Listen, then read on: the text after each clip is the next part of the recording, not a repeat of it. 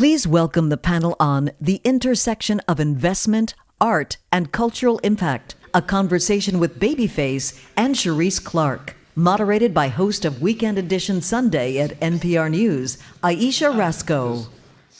Yeah. Okay, yeah, clap it up, clap it up.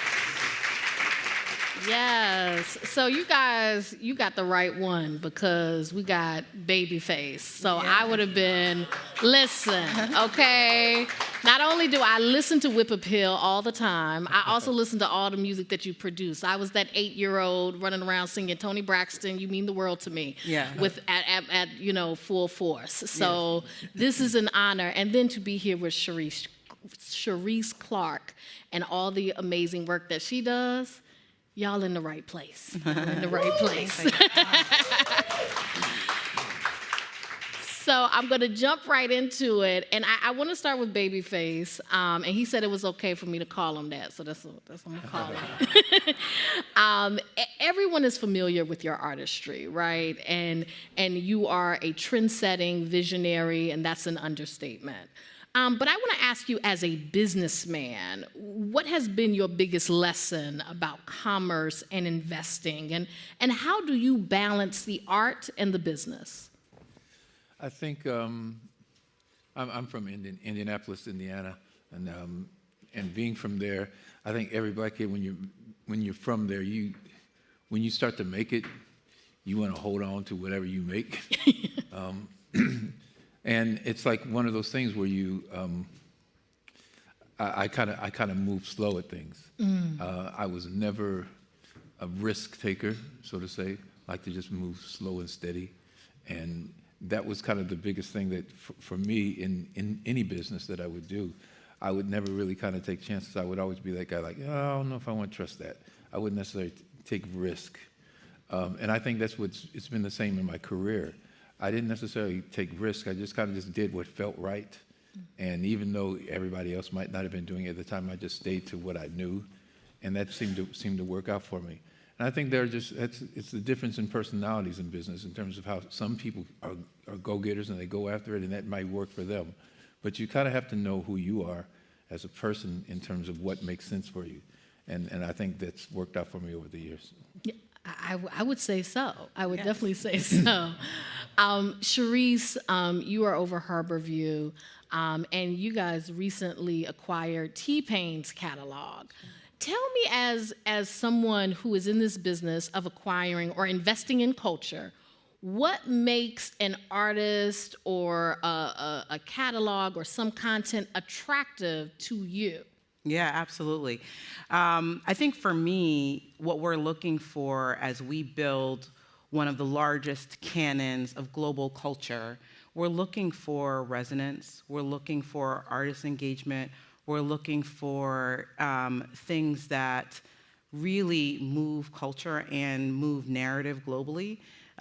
So one of the things that we're really focused on is how do we connect the art and the science, right? We are really in the business of investing in the economics of culture. And at the end of the day, we've seen really outstanding returns as a consequence of that, but it's because we have really amazing, beautiful artists and art that we are able to work with that makes it stand out. So for the investors in the room or people who sort of talk the math of it all, we're looking for high generative cash yielding opportunity sets that deliver us returns, not just for us, but we have several of our investors in the room, including some of the state pensions that we work very closely with. We're working on behalf of pensioners to allow people in retirement to live with dignity. So our job is to invest in high quality, long duration assets that are going to deliver, double-digit returns for them. So we're looking for a combination of the art and the science to tie those two things together. But I like to tell people all the time that the art drives the science. If the art is not resonant to somebody, if it doesn't mean something to us, if you're not singing it as an 8-year-old girl and singing, you got that whip appeal. Got that whip appeal. That was like, hey, you're supposed to join in. Yes, he's not. I'm just kidding. Yeah. But if you're not doing that, then it's not going to be resonant with someone, and therefore they're not going to listen. If they don't listen, there's not economics that follow behind it. So the art drives the science so much, but in driving that science, it allows us to make really great investments for the people that we're investing on behalf of.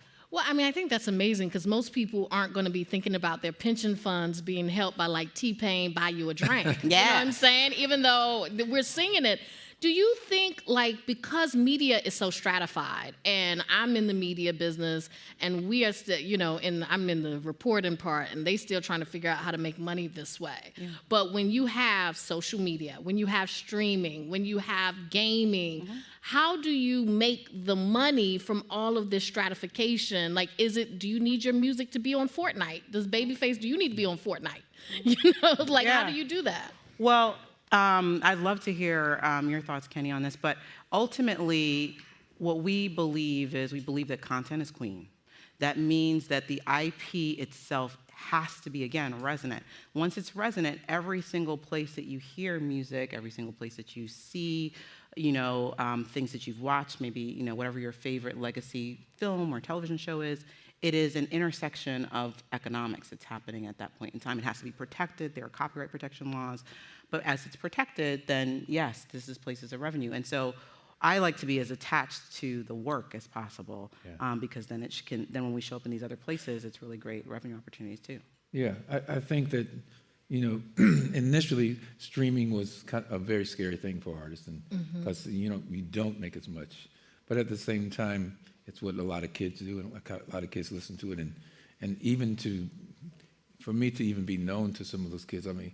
We were just with a group of students, and they said, "You were at the Met last night." I said, "Yeah, I went to the Met last night."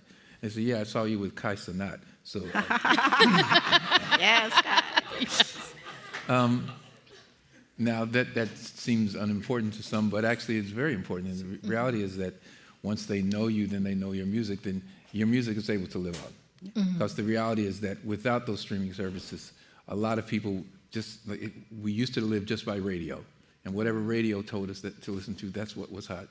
And we just only went by that. Now the world can listen to you, and the world from every age group. So it's harder work. It's harder to get to people. But once you do make that connection, then then it can change things in terms of for the artist. So I happen to be one of those people that think it's actually been a positive in many ways, because there's so many more formats. What do you think of the opportunities that are there? Like I said, I mean, Kai Cenat, he's doing Twitch and all this stuff. Yes. And, you know, it can extend your life by getting on these platforms and the gaming and all of that. What do you think is the next big opportunity? Are there platforms that you're looking at that you're like, okay, I'm interested in that. I'm interested in where that's going? Well, you know, look, Twitch is one of those things that everybody kind of thought it wasn't going to happen, but it's kind of creating its own culture, so to say, by itself. But I think the one thing that's going to still stand true is live, being able to touch, being able to feel, and so like there's things that are being created where it's almost that, but there's nothing like when you go to a Beyonce concert and you see her live and you see her up there and you actually can feel it in that way. There's some things that are never going to be replaced in that way. And so I think the more we are able to see people in a live aspect, the music, that's always going to make the difference. So the technology is great, and it's certainly bringing us closer in many ways, but it can never replace that. And I think in that sense, it keeps us safe, because as AI gets better, you know, you're afraid of being replaced to a certain extent, but it just can't, I don't think AI will ever capture the soul. Yes, so that's right. I mean, I think that's the thing about AI. AI has never been in love.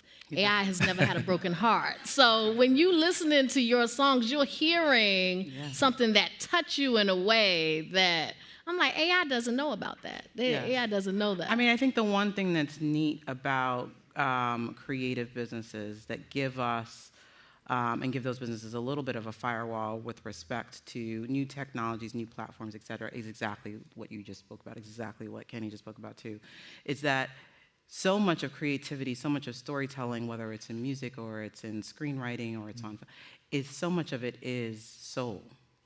They called it soul music for a reason.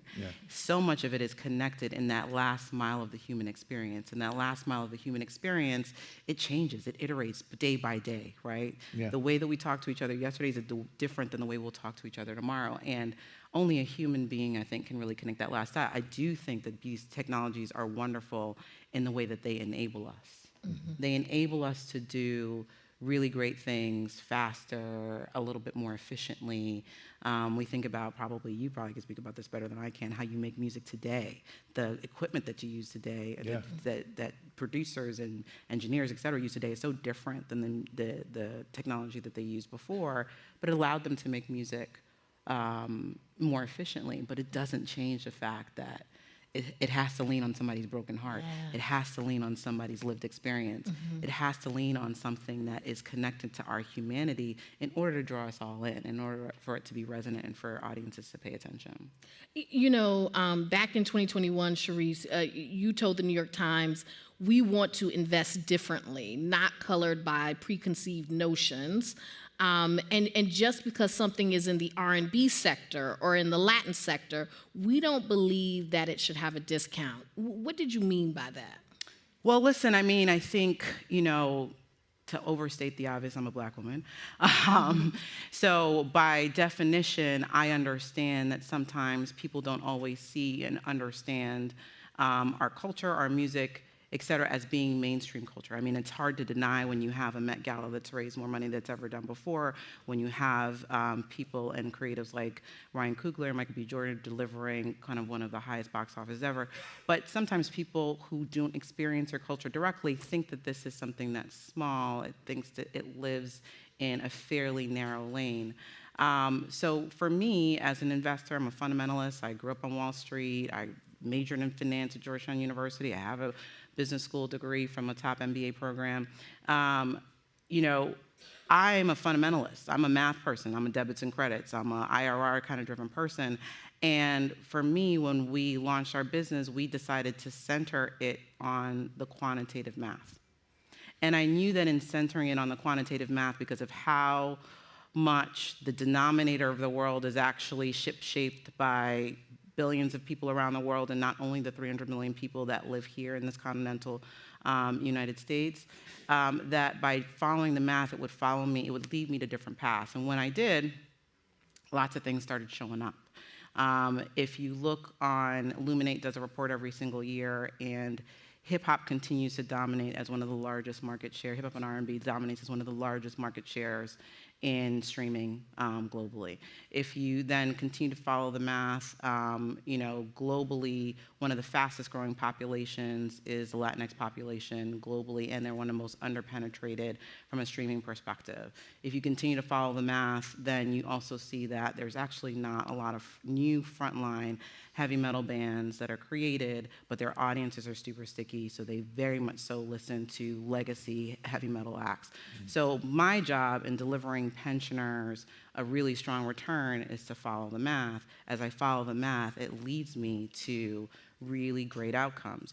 What I did know, again, going back to my first statement, that living in my physical constitution, I know that when people make decisions based on perception only, they may then ignore certain things. So I really intentionally led with math as a way that we were going to underwrite all the things that we did, because I knew instinctually that that math would take us to the exact right place that we needed to go and would remove my own personal bias. If I only bought on my bias, I would have a portfolio of Marshall Montano, Kes the Band, and Babyface. Like, that's all I would have, because that's what I grew up on. Probably you don't know who Marshall Montano is, but he is a big soca star for the soca fans in the room, or Kes the Band is a big Caribbean star, where I come from, where I grew up in Queens, but that's so narrow, and that's just me. It doesn't represent each and every single one of you that's here in the room, so you follow the math, and then I have a portfolio that's global, that represents global audiences, that's then intrinsically protected in environments that's with a lot of volatility is what we have right now. Market's going crazy, things are all over the place. I have a portfolio that is 40% of the cash flow comes from audiences that are ex-US. It's well diversified, no single artist or no single title makes up more than single digits of income. My income grew last year, continues to grow. I have no disruptions from the current global trade war that's currently happening. So you follow the math and you get to really great outsized returns. We've delivered one of the top returns, bar none. I think we delivered over a 28% net levered return last quarter and a 1.3 times multiple on invested capital, and we only just started deploying about 2 years ago. So we are doing the thing by following the math, and that's what I meant by that.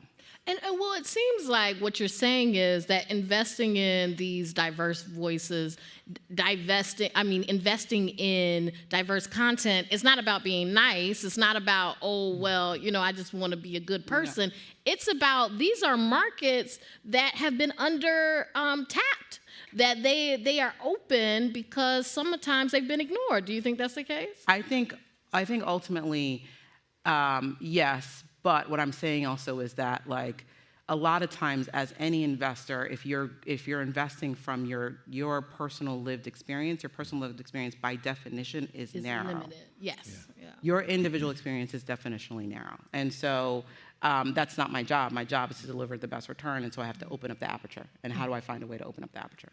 But I guess, Babyface, I do want to ask you, because I do love R&B and I love soul music. Do you feel like it's been underappreciated and maybe pigeonholed even as a genre? I think when you just say R&B, you pigeonhole me already. When I was, like when you speak of Whip-Appeal was top 10 pop record. Mm-hmm. I even forget that myself. Yeah. And I would be like thinking that, no, this is just an R&B thing. But then sometimes when I do concerts and there were people not of color that were out there singing every word, I said, how do you know this song? Mm-hmm. And the reality is, and especially in the 90s, R&B music was more pop than it was just R&B. Yeah. Yep. And it's an interesting thing because when I remember Dick Griffey at Solar Records, he kind of mentioned to me about when Michael Jackson did his album Off the Wall, he was considered R&B. He's an R&B artist. But once that hit a number of over 5 million albums, suddenly he became pop. And it wasn't R&B anymore. So it wasn't, pop is labeled that because of how many people listen to it, how many people buy the music. And if that's the case, then R&B is not just R&B. It's pop music. Yeah. And popular culture. And I think that's what it is. We, black music, black culture is in so many different genres. We influence so many. And you can't tell me that from an Ed Sheeran to Adele to even going back to George Michael, that that we did not influence. So when you think of that, I think the best thing that you said that my takeaway is that you follow the money. Yeah. And that is exactly where it comes from. We've been influencing all that time. So when you say have we been underserved in terms of R&B, only because we tried to label it as just R&B, because it's bigger than that and it's more than that, if that makes any sense to you. Oh, no, absolutely. I mean, we only have about 2 minutes left, but I want to just, because the thrust of this panel has been about, like, challenging those old ways of investing. I guess I just want to leave us with, how do you do that practically? What does it mean to challenge the old ways and to bring in the new? Well, again, both my investing is investing in assets or investments, but also investing in people. So as you run a business and build a franchise, I've had to invest in people. Same thing, like, where am I going to get the best return on investment against the people that I look for? And so for me, that is, again, opening the aperture. If I only swim in one narrow lane, all that talent's going to be really expensive. Not that they're all not worth it, but it's going to be really expensive. So for me, I've been very intentional about making sure that we invest differently. We have people that have years of private equity experience, years of private credit experience, but years of experience. Rodney Shilley's here in the audience. He's one of our senior team members, but years of experience at Def Jam, running a label for a long period of time. Making sure that we have a pinwheel of talent that basically can see all the various angles, so we don't have blind spots. My biggest thing in investing differently is closing blind spots. Yeah. And what are your thoughts about that? About as you continue to innovate, as you continue to move forward, what is your focus now? Same thing. Walk slowly and be conservative about how I approach it, because I never know what's coming. But I think that when you do that, there's longevity in that, and just being steady, and not just. I don't take chances, I try to make it happen. Well, you're a sure bet, so you don't have to worry Exactly. about it. You're a sure bet. Well, thank you so much to Kenneth, Babyface Edmonds, to Sherrese Clarke. Thank you so much. Thank you so much.